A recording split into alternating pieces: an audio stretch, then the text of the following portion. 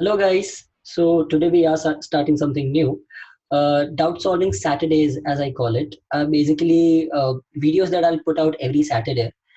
In these videos, I'll just solve all the sums that students send me as doubts, and like and which they require a lot of tricks for. So in all these videos that will be in this series will only be solved by tricks and not by the normal long methods. Okay.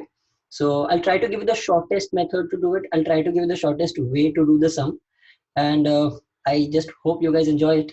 So let's start. So yeah. So just again explaining what the whole video session is going to be. It's called Doubt Solving Saturdays with Crack Every Test.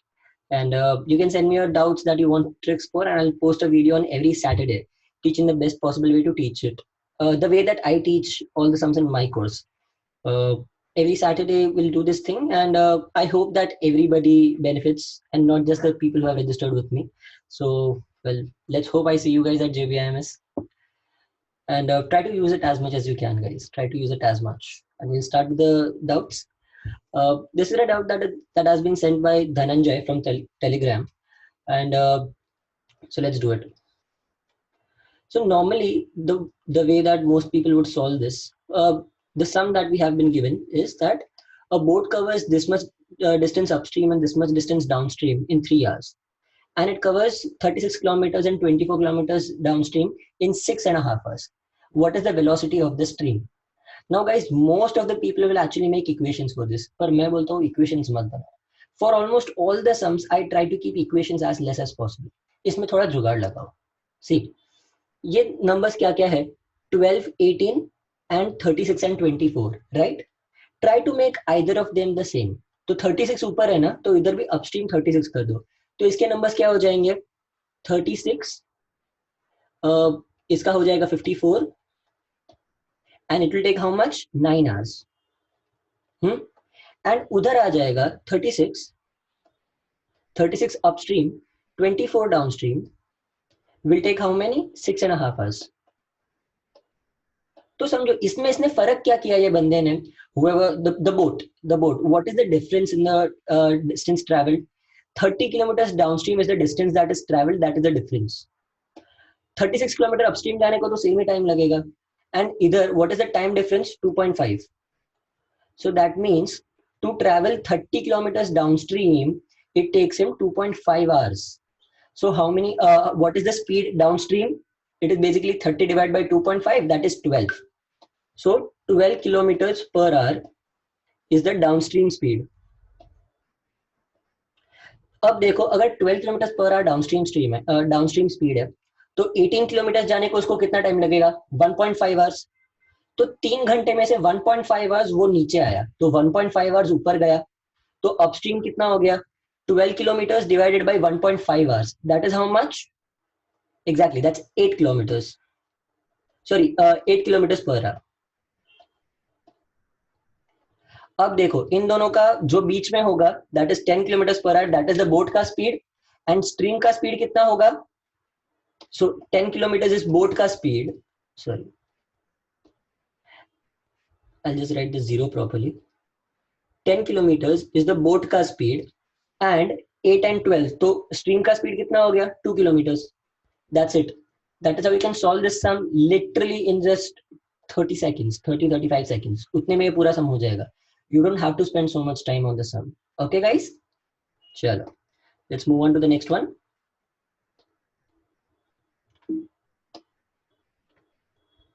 हाँ, a man covered three equal distances.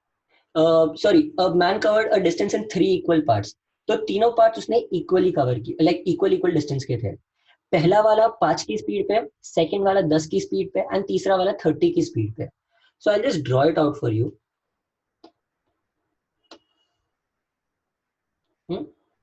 इसमें से 3 टुकड़े कर दो. So here his speed was 5 kilometers per hour. Here it was 10, and here it was 30. I have to find out his average speed. Now average speed can be found in a very simple way. Total distance divided by total time. तो हमें तीनों का distance नहीं पता है ना, हमें total distance भी नहीं पता है. तो what we can do is assume that each one of them is the LCM of all three of them. ये जो तीनों स्पीड है ना उनका LCM ले लो, कितना 30, तो 30 किलोमीटर ईच डिस्टेंस है. If it is 30 kilometre each distance, तो इसको 30 किलोमीटर पर आवर पे कितना टाइम लगेगा पहुंचने? 1 घंटा, इसको 3 घंटा एंड इसको 6 घंटा. So what is the total time? Total time is 10 hours. And what is the total distance? 30 kilometers, 30 kilometers and 30 kilometers. That is how much? 90 kilometers. So 90 kilometers divided by 10 hours total. So his average speed becomes 9 kilometers per hour. Okay? That is how we do it. This was also from Dhananjay. And let's go on to the next one. Now there are two trains. The speeds of the train are x 2x respectively. मतलब दोनों train का एक का normal एक का एक speed है and दूसरे का स्पीड उसका डबल है. Now train A started at 8 AM and train B started at 9 AM to move towards each other. दोनों सामने से आ रहे हैं. So let's again draw this. Guys, drawing makes things very difficult, very easy. Even the difficult sums become very easy when you draw them out. अब इसमें जो A है, train A वो 8 बजे निकलता है एंड ये 9 बजे निकलता है. तो इसका मतलब ये 8 बजे यहाँ से निकला, तो ये 9 बजे यहाँ पहुंच गया एंड ये 9 बजे यहाँ से निकलती है ट्रेन B. यहाँ पे ट्रेन A एंड यहाँ पे ट्रेन B 9 AM एंड ये इधर 8 बजे था ट्रेन A. अब वो बोलते हैं कि इसके बीच में ये दोनों जब मिलेंगे ना तो तब 12 बजे मिलते हैं. बट इन दोनों का स्पीड क्या है? इसका स्पीड x एंड इसका स्पीड 2x. तो जो टोटल डिस्टेंस होगा उसको 3 टुकड़ों में डिवाइड करो, लाइक ऐसा. एंड ये टोटल डिस्टेंस को इसमें से जब ये एक डिस्टेंस कवर करेगा ना तब ये बंदा 2 डिस्टेंस कवर करेगा. So this guy has covered this much and इसने कितना कवर किया? ये एंड ये. एंड इतना कवर करने इसको कितना टाइम लग गया? ही टुक 3 hours and he also took 3 hours. Now we have been told the distance between them is 600 kilometers.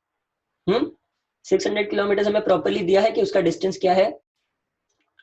तो and these people they meet at, एक मिनट है खाली, I'll just write it down. यहाँ पे 12 बजे मिलते हैं 12 PM को. So now tell me कि ओवरऑल जो A ट्रेन है उसने कितने घंटे काम किया? 4 घंटे काम किया एट x का speed. So the distance travelled by him is 4x. And what is the distance travelled by train B? वो 2x की स्पीड पे चल रहा था 3 घंटे के लिए, तो उसने कितना डिस्टेंस ट्रैवल किया? 6x. So total distance is 10x. And 10x equals to how much? 600 kilometres. तो x कितना हो जाएगा? 60 किलोमीटर्स. एंड वही हिसाब से 60 किलोमीटर्स उसने 1 घंटे में कवर किया. ये x की जगह पे we can also take y और एनीथिंग अनदर वेरिएबल, बट इधर अपने सब में चल जा रहा है.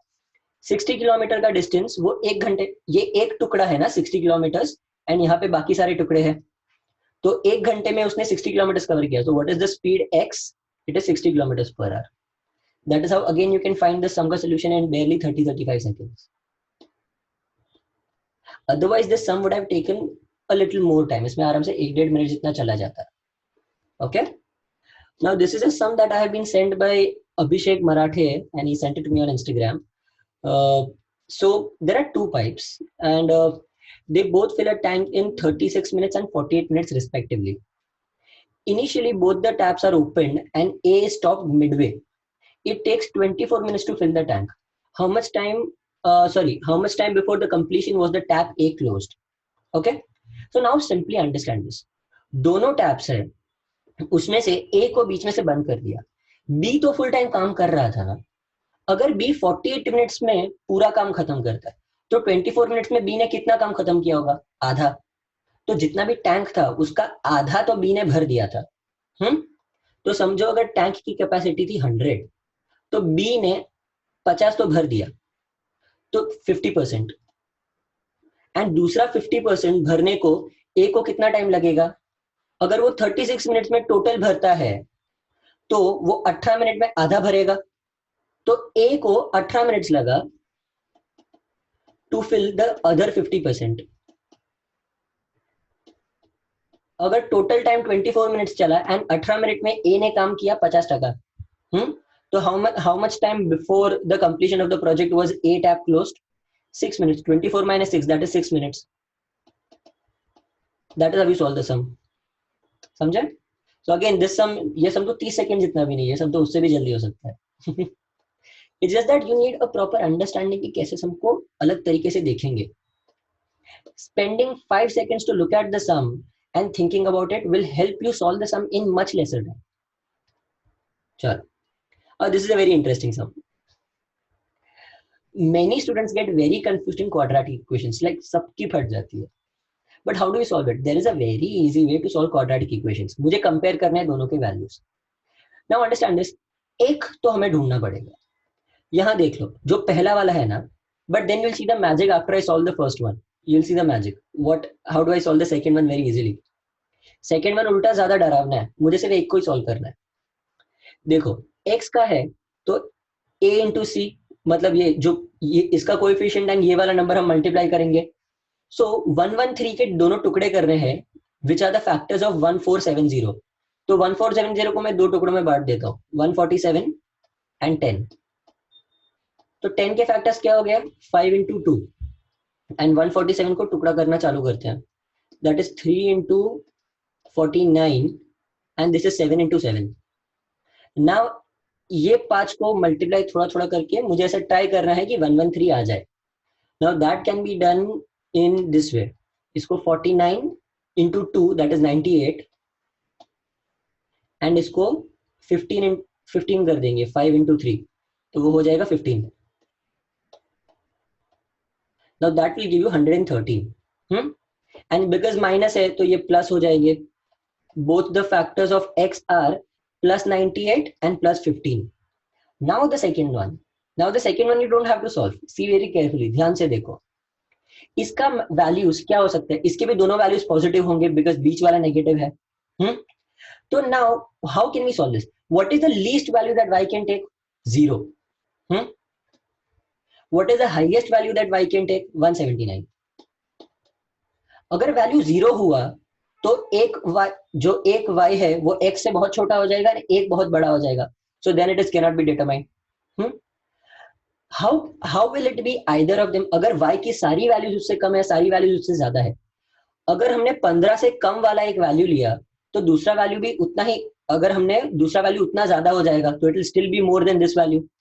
अगर हम एग्जैक्टली बीच में लेते हैं, दैट इज हाउ मच, 179 का half is 89.5। 89.5 is the middle value. अगर मैं दोनों वैल्यूज रखूं y का 89.5 तो भी वो बीच में आ जाएगा। तो मुझे नहीं पता वो x की एक वैल्यू से ज्यादा है, x की एक वैल्यू से कम है, cannot be determined. So मैं in that, समझो अगर मैं 98 भी ले लूं, if it is 98 तो 98 हो जाएगा, दूसरा वैल्यू क्या हो जाएगा? एंड 98 हो भी नहीं सकता बिकॉज 98 इसके टेबल में नहीं आता है 7968 के। तो उस हिसाब से देखो, एंड 15 भी नहीं हो सकता है बिकॉज 7968 मल्टीप्लाई बाय 15 नहीं होगा, 15 से डिवाइड नहीं होगा बिकॉज उसमें 5 का फैक्टर है ही नहीं बिकॉज वो एंड 8 से होता है। सो दैट मीन्स बेसिकली मैं y की कोई भी वैल्यू ले लूं, वो या तो x के बीच में होगी, या फिर एक x के बीच में और एक x से ज्यादा, या फिर एक x से बीच में एक x से कम। ऐसी ही कोई 3 कंडीशंस हो सकती है, तीनों में अपना आंसर सिर्फ एक आएगा, can not be determined. So that is how you can solve almost all your quadratic equations. This is a very simple trick. Please use this and please understand this very well. ये एक trick, तुम्हें बस एक के factors ढूंढने हैं, दूसरे के फैक्टर्स ढूंढने ही नहीं है। Find the factors for only one and बाद में तुम्हारा सम फट से सॉल्व हो जाएगा। So that is again how you can solve quadratic equations in just a few seconds. And this sum was sent by Dhiren Motwani. He sent it to me on WhatsApp. And finally, okay, we have a LR sum. So Abhijit Patil from Telegram sent me the sum, and thank you, Abhijit. I really loved the sum, and this is one of the sums that I have sent to students in my group. So I have a Telegram group where I send out free sums every day for practice. I send out good level of LR or DI sums every day for students to practice, and well, students have been benefiting a lot out of this. I hope you like the sum, and I'll start solving it. See, we have been told that there are 7 people. वो लोग कोई तो bike चलाते हैं, वो लोग सारे कोई तो गाड़ी चलाते हैं, and they are either of the three professions. गाड़ी भी 3 है and profession भी 3 है, and हर गाड़ी and हर profession के दो दो लोग तो है ही. And also, now understand this point, most people miss out on this point, but this point is very important. No two people, no two persons who drive the same car are of the same profession. मतलब समझो, अगर doctor city है, Honda city चलाने वाला doctor है, तो दूसरा doctor Honda City नहीं चला सकता. समझो अगर एक वरना चलाता है, वो लॉयर है, तो दूसरा जो वरना वाला है वो लॉयर नहीं हो सकता. Now this is a very important point, keep it in mind. And now I have been given 8 points, जो नॉर्मली हर एलआर सम में ऐसे ही तुम्हें पॉइंट्स दिए जाएंगे, या तो पॉइंट फॉर्मेट में या फिर पैराग्राफ फॉर्मेट में. Now guys, there is a particular way of solving a LR sum by which you can solve any LR sum very fast. And her category के सम के लिए अलग होता है. But I teach all the category के sums की कैसे उनको solve करना है much faster in my course. We can talk about it later, but अभी I'll tell you कि ये sum को fast कैसे करना है. For this kind of an LR sum, for any LR sum for that matter, सबसे पहले question को देखो and understand this कि मेरा जो टेबल है, टेबल या फिर सर्कल या वो जो भी, कितने पैरामीटर्स में बटेगा. On an using this I also teach the students कि कैसे तुम्हें एलआर को सिलेक्ट करना है एंड डीसिलेक्ट करना है, ये वाला एलआर सॉल्व करने लायक है या नहीं है. Okay, so here if you see, हमें दिया है कि the 7 people, there are 7 people, 7 cars, 7 bikes and 7 professions. मतलब 7 प्रोफेशंस की जगह होगा, तो अपना पूरा टेबल कितने का बनेगा? The whole table will be a 4/7 का table. And always in such sums, at least एक चीज को सेट कर दो, कोई भी एक चीज को सेट कर दो. It doesn't matter तुम क्या सेट करते हो. Here for that matter, या just for example, I have set the नाम. मैं सारे नाम को एक साथ लिख दूंगा, बाद में मैं सम सॉल्व करूंगा, so that at least मेरा एक कॉलम तो सॉर्ट हो जाता है. I don't have to think about that column again. Now what we'll do is that, and हम पहले अपने पॉजिटिव पॉइंट्स यूज करेंगे. पॉजिटिव पॉइंट्स मतलब कौन से वाले, जिसमें मुझे डायरेक्ट इन्फॉर्मेशन दिया है. So the direct information is given in all these points. That is, अपना B rides either a Hornet or a Mojo. तो मैं B में H और M लिख दूंगा. बाद में G drives a city and D is a lawyer. So G में इधर city and D is a lawyer. मैं H और M लिखा है, तो मतलब उन दोनों में से एक होगा. E rides either Akula or Glamour. तो मैं इधर अकुला लिख दूंगा या फिर ग्लैमर लिख दूंगा. मैं GL लिख रहा हूं बिकॉज G वाले दो है, एक ग्लैमर एंड एक Gixxer. And he drives a duster. And he drives a duster. अरे यार मैं डस्टर को DU लिख रहा हूं बिकॉज डॉक्टर को मैं D रखूंगा इसलिए. बाद में and he is not a doctor. अगर वो डॉक्टर नहीं है तो क्या हो सकता है? He can be either a lawyer और अ टीचर. बट हमें यहाँ पे दिया है पहले वाले पॉइंट में, the one who drives Duster is not a teacher, तो he can only be a lawyer. The one who rides Akula drives a Verna and he is a doctor. हम कुछ बोल नहीं सकते, पर ये तीनों साथ में आएंगे, तो ये दिमाग में रखेंगे. The teacher drives neither Hornet और Gixxer, not a point we can use now. F is a teacher, वो यूज कर सकते हैं. F is a teacher. And one of the lawyers drives a pulsar. Now guys understand carefully where we can make the sum very easy. हमें क्या दिया है यहाँ पे, that कोई भी चीज रिपीट नहीं होती, राइट? लाइक समझो अगर डॉक्टर लॉयर है या फिर डॉक्टर टीचर है, तो वापस कोई डॉक्टर टीचर नहीं आएगा. सॉरी, डस्टर लॉयर है तो वापस डस्टर लॉयर नहीं आएगा, वो रिपीट नहीं होगा. लॉयर डस्टर है तो लॉयर डस्टर भी वापस नहीं आएगा, लॉयर के साथ कोई दूसरी ही गाड़ी होगी. एंड लॉयर के साथ कौन सी गाड़ी हो सकती है? Lawyer cannot drive a city. So what can a lawyer drive? Either a duster or a Verna. तो by default यहाँ पे Verna आ जाएगा. And सिर्फ ये दो कॉम्बिनेशन हो सकते हैं ना, उसके मतलब सिर्फ दो लॉयर्स है. So a Verna और a duster, इनके साथ आएगा लॉयर. मतलब lawyer can have only these two options, तो इसका मतलब सिर्फ दो लॉयर्स है. बाद में the one who drives Duster is not a teacher, तो मतलब डस्टर क्या क्या चला सकता है? सॉरी, डस्टर कौन कौन चला सकता है? Duster can be driven by not a teacher, तो किससे चल सकता है Duster? It can only be driven by a lawyer और a doctor. And the same with a Honda City. अगर लॉयर होंडा सिटी नहीं चला सकता तो सिटी लॉयर के साथ, सॉरी सिटी लॉयर के साथ नहीं हो सकता, सो सिटी कहां पे जाएगा? City can only B with a doctor और अ टीचर। इसका मतलब एंड कॉम्बिनेशन रिपीट नहीं है, मतलब लॉयर सिर्फ दो है, डस्टर सिर्फ दो है, एंड सिटी भी सिर्फ दो ही है। समझ रहे हो मेरी बात? So this is how indirectly they have given a clue. अगर सिटी दो है, डस्टर दो है, तो तीसरा कौन सा बचा? वर्ना। मतलब अपने पास तीन वर्ना है। So we have three Verna, we have two Duster and two City, and अपने पास दो ही लॉयर है, बस इतना हमें पता है। But this is an indirect information that they have given. जो पहले वाला पैराग्राफ हमने पढ़ा नहीं होता तो हमें पता नहीं चलता, इसलिए इट इज वेरी नेसेसरी कि पूरा पढ़ने का। Okay, now let's go ahead. C drives neither a Verna, so C और F दोनों वर्ना नहीं चलाते। जिक्सर वाला पॉइंट बाद में रखेंगे। C और F दोनों वर्ना नहीं चलाते, तो क्या क्या चला सकते हैं? दे कैन ड्राइव डस्टर और अ सिटी। सो डस्टर और अ सिटी, सेम ईयर, डस्टर और अ सिटी। तो इधर तो डस्टर सिटी कवर हो जाएगा, इसका मतलब ये दोनों बाय डिफॉल्ट वर्ना चलाएंगे।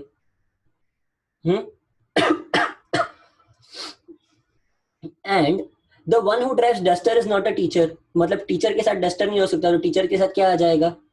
टीचर के साथ आ जाएगा खाली सिटी, एंड सिटी दो है तो यहाँ पे आ जाएगा डस्टर, तो अपने को सारी गाड़ियां मिल गई। तो यहाँ पे लिख देता हूँ डी यू। लॉयर अपने पास दो है तो दोनों लॉयर हो गए। एक लॉयर अकुला या फिर ग्लैमर चलाता है, एंड हमें दिया है कि one of the lawyers drives a Pulsar, तो यहाँ पे आ जाएगा Pulsar.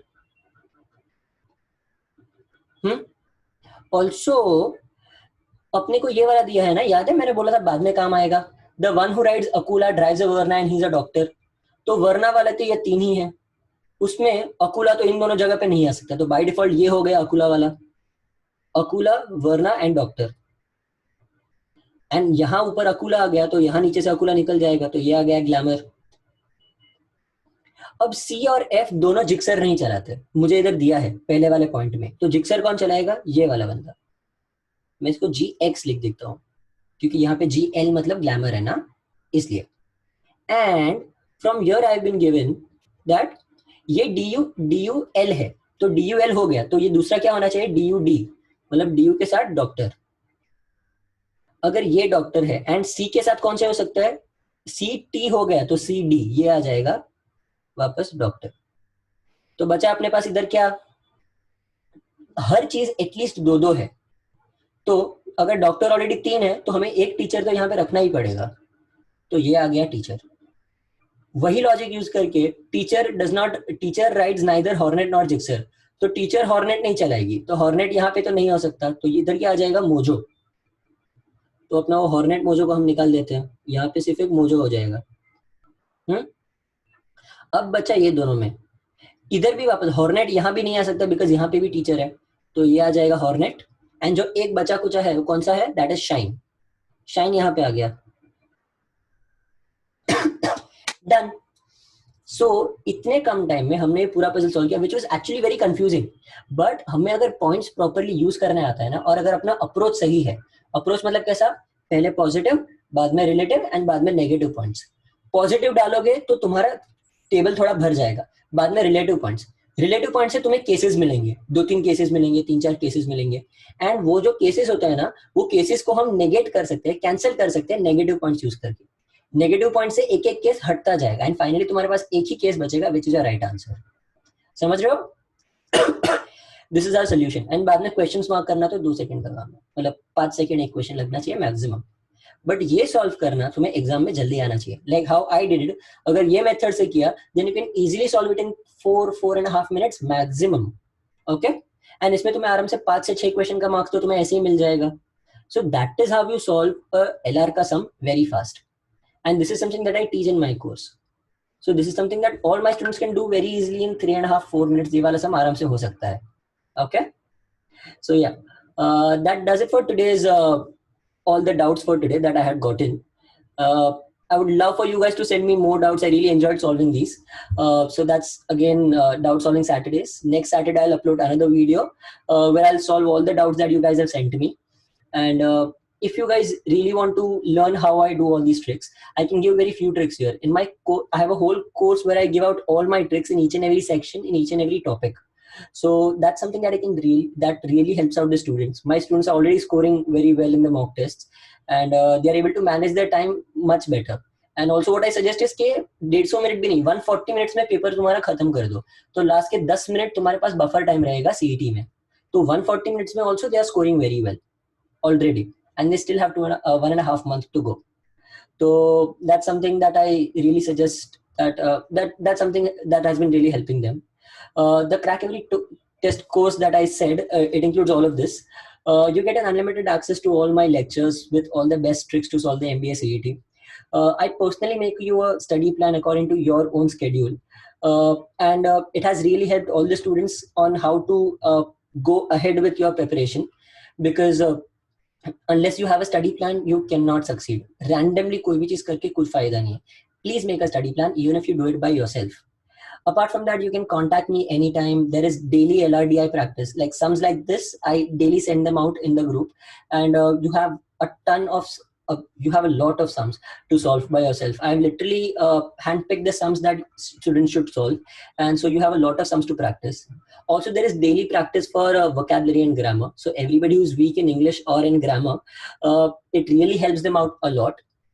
This has literally helped my students to score very well in the English section, so much that they are now able to solve the whole English section in less than 25 minutes and still score over 35 marks. So marks per minute वहाँ पे बहुत ज़्यादा हो जाता है. Obviously, there is unlimited doubt solving, and there are 2 lectures specially on how to take the CET, the strategy that I suggest, and an analysis. How to analyze your mock test so that you can get the best out of each and every mock test that you give.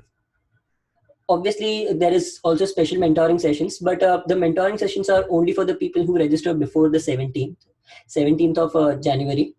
And after that, the mentoring sessions will go away, but everything else stays.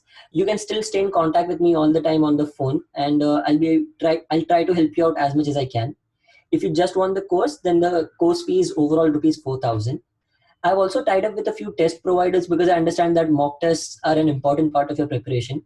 So along with mock tests, just for a little additional value, you can get little additional money. You can get a lot of mock tests because I have a tie-up with them, so you get them at very discounted rates. So if you want 20 mock tests with my entire course, 20 ELC mock tests, then it just comes at an increment of 500 rupees. And for 5,500 rupees, there is a second program where you get 40 mock tests and 40 sectional tests also. Sectional tests are also something that are very important to your preparation because you'll understand कि कहाँ पे तुम weak हो, कहाँ पे तुम strong हो. So that really helps you out. And finally, I also have a course that is along with IMS mock tests. IMS mock test is something that is a student favorite. So I was lucky enough that I could have a tie-up with them, and we can get the mock test at a very good rate for the students. Also, there are group discounts for everyone who joins as a group of 3 or more. And mock tests also are separately available if you contact me. If you need to contact me for anything, literally, even if you have a normal doubt, it doesn't matter if you have joined my course or not. I literally help out all the students, and I would love to see all of you there. These are the 3 ways in which you can contact me. Either you can call or WhatsApp me on this number, or you can join my Telegram channel. On the Telegram channel, I also send out practice sums every day. So it will be really beneficial if you just join the Telegram channel. I also send out different offers that I'll keep in my course. And here's the Instagram page, so you can even contact me through Instagram. I really hope that this video was very helpful. And if you like the video, then you can just like or just share a comment with me. And subscribe to the channel so you can just stay updated with all the videos that I post. I'll keep updating my channel as much as possible so that more students can benefit out of it. Okay? Chal. I hope you guys really enjoyed this.